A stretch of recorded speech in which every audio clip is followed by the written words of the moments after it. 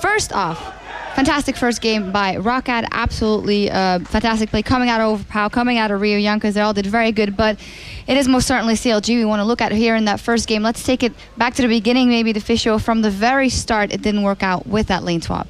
Yeah, so, I mean, they get the lane swap here. They pick the Vayne Alistair. We talked about how they have to get level 6 before they can really all in the Corki Janna lane here. So the lane swap, and ROCCAT actually does a very smart thing in the lane swap here. They take the Crooks up top lane because they don't even want to freeze the lane at any point, because they have the Gnar, who's one of the best picks in a 1v2. He's safe, he can jump away, he can farm with the Boomerang Blade, and basically what happens is Overpower is pushing the bottom lane because he knows Aphromoo has to go top lane because we are fast pushing the lane at the moment up in his top side, so he needs to be there to help his Rumble get some farm. And as soon as he teleports away, it's a one-on-one at the bottom lane. Overpower can get all the farm he needs, all the experience in the one-on-one, and that was just such a nice setup.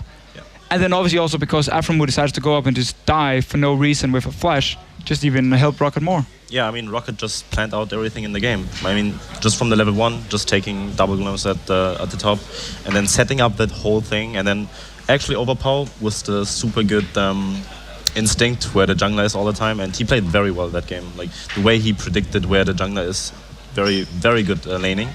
Yeah, but Vayne can't one-on-one now, one of the best 1-2, like you said already, so I'm a bit...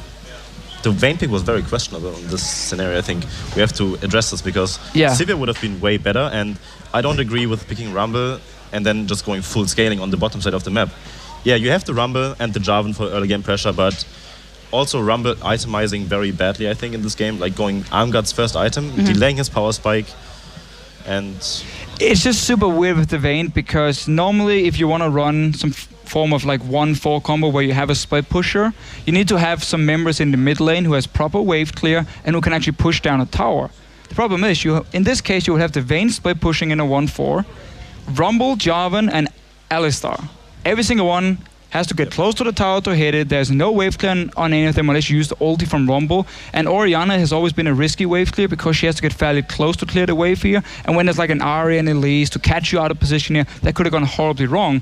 So therefore the Vayne would have been forced to go into a 5 versus 5. But then you need so much time for the Vayne to scale up and be strong enough, and for the Orianna to scale up. We actually do have a replay as well. Yeah, we can get that up on the screen right now. And just, well, a moment where CLG actually could have capitalized in that fight, potentially. It was a fight in the top lane. We'll get that replay up in just a second. Then it was just the way they were playing around.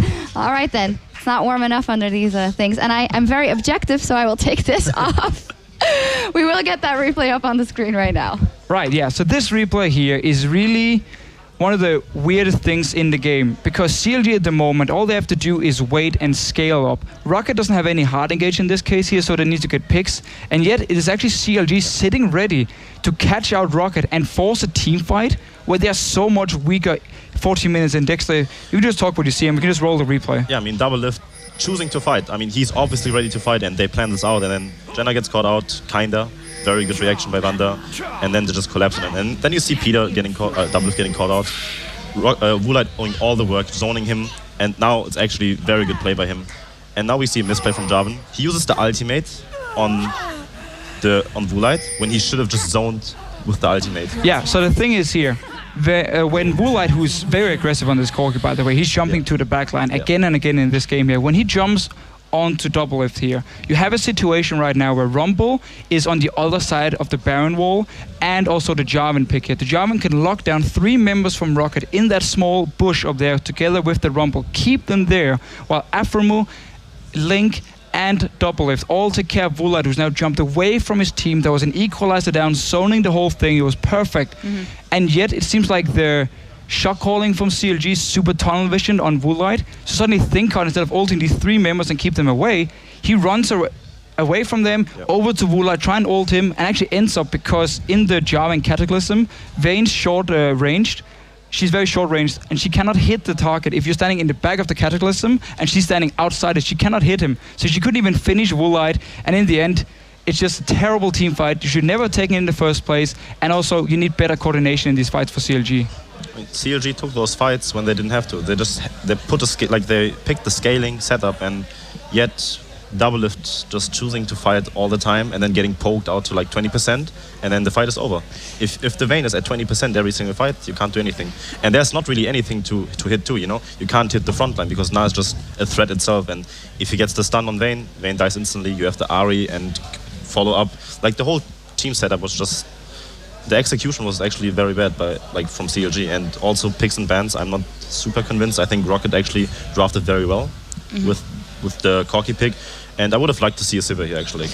Yeah, a lot to be desired from the side of CLG. Let's take a moment to highlight a couple of things out of ROCCAT, because Overpow, once again, we didn't see him on Nar yet, and he didn't only play very good in the lane swap situation, but afterwards he was just playing very well at the end game as well, setting up those fights and making things happen. Super impressed by Overpower in the top lane so far. The Bruisers are really working out for him, and he's doing a super good job in the lane swaps. He's predicting where the ganks are coming as well, and he's good at spotting if the enemy is like acting, and they're like kind of trying to bait him into a bad situation. No, he stays behind. He knows, okay, there's a high chance the jungler is here, and yeah, the team fights on Gnar was great from him.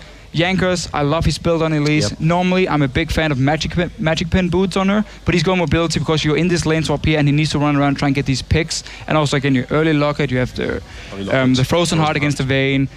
Overall, we of course have to highlight Woolite as well on this Corki here. Overall, just ROCCAT plays super well. Yeah, just the way they grouped up too. I mean, they had the Triforce, Sock Boots, Power Spike grouped up mid lane, took down 2 towers. Just very impressed by ROCCAT's overall gameplay, and we said it yesterday already that today is the real test, and I think they already prove that there's proof enough that ROCCAT is like a top team right now. Yeah, absolutely. They played very well. Of course, it is a best of 3, so we still have possibly 2 games to come to see, and CLG can definitely fight back. Before the break, I'm going to direct you towards our raffle. That is esl.gg/IEM Cologne raffle, where you guys can win a bunch of cool gaming gear, some headsets, some mouses. So get your butts over there and stay in your seat as well, because our second game of our best of 3 between CLG and ROCCAT is coming up right after this.